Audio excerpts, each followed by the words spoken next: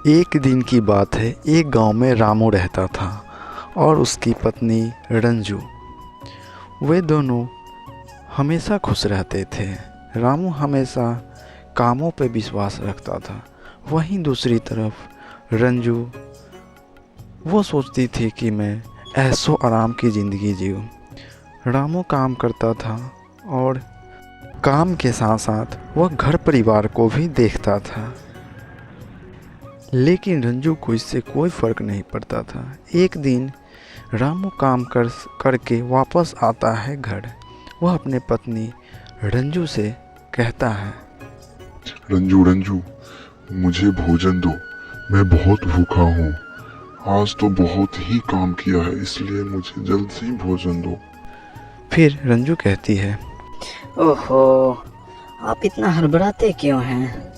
आप जानते हैं कि मेरी थोड़ी तबीयत खराब है, इसलिए आप खुद जाकर ले लीजिए।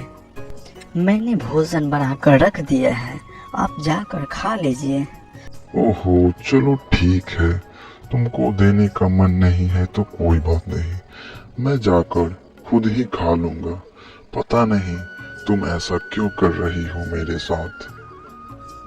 चलो ठीक है, मैं जा रहा हूँ भोजन करने। फिर रंजू कहती है, हाँ हाँ, आपको तो ऐसा ही लगेगा।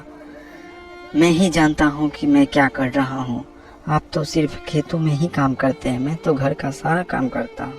फिर रामू कहता है। ठीक है, मैं जा रहा हूँ। उसके बाद रामू खाना खाता है और थोड़ी ही देर खाना खाने के बाद वह और रंजू सोने के लिए जाती है। फिर वे दोनों सो जाते हैं। रामू थका होता है, इसलिए वह अच्छे से नींद लेता है और सोने के बाद वह अगले सुबह रामू काम के लिए निकल जाता है और वह अपने हाथों में कुदाल लेकर गांव की बाहर से गुजरता है।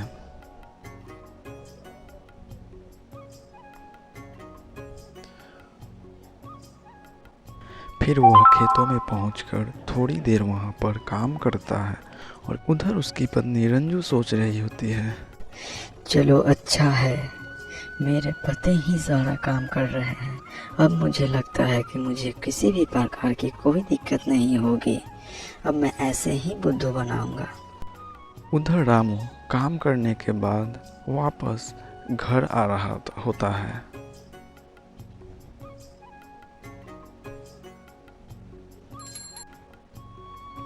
इधर रंजू सोई होती है। जब रामू घर आता है तो वह अपने पत्नी से कहती है, अरे भगवान, उठ भी जाओ, अभी दोपहर के 12 बज रहे हैं। पता नहीं तुम क्यों सोई हो। मुझे तो लगता है कि तुम मुझसे नाटक कर रही हो। उठो भी। फिर रंजू उठती है और कहती है, हाँ हाँ, आपको तो ऐसा ही लगेगा कि मैं ऐसे ही सोई हुई हूँ। मेरा सर दर्द कर रहा है, इसीलिए मैं सोई हुई हूँ। आप जाइए और भोजन कर लीजिए। मुझे पता है कि आप बहुत ही काम करके आ रहे हैं। फिर रामू कहता है, हाँ ठीक है, सो जाओ। इसमें मैं क्या कर सकता हूँ। पता नहीं काम करने के लिए तुम इतना क्यों नखरे करती हो। इतना सारा कहने के बाद रामू वहाँ से चला जाता है।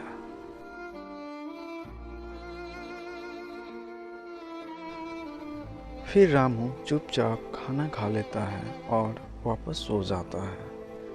लेकिन अगले दिन वह काम करने नहीं जाता और एक पेड़ के नज़दीक बैठा होता है और सोच रहा होता है कि मैं क्या करूं। मुझे कुछ समझ में नहीं आ रही। मेरी पत्नी, मुझे लगता है कि मुझे धोखा दे रही है। वो काम करने की वजह वो तबीयत का बहाना करती है। पता नहीं मैं क्या करूं। मुझे तो पक्का यकीन हो गया कि वो झूठ बोल रही है।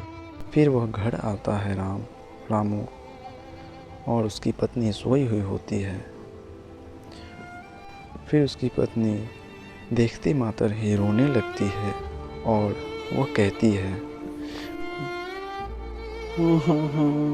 मेरा बहुत ज़्यादा सर दर्द हो रहा है। अब मेरे लिए दवा लेकर आइए, मुझसे सहा नहीं जाता।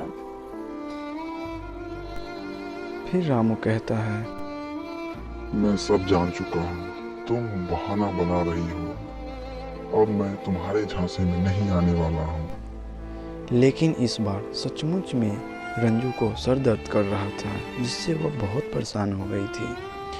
फिर उसको सब पता चल गया कि ऐसा मुझे नहीं करना चाहिए था। वह बैठकर सोच रही होती है, पता नहीं मुझे क्या हो गया था कि मैं अपने पति को ही धोखा दे रही थी। मुझे माफ़ कर दो प्लीज़। अब मैं आपके बिना नहीं रह सकती।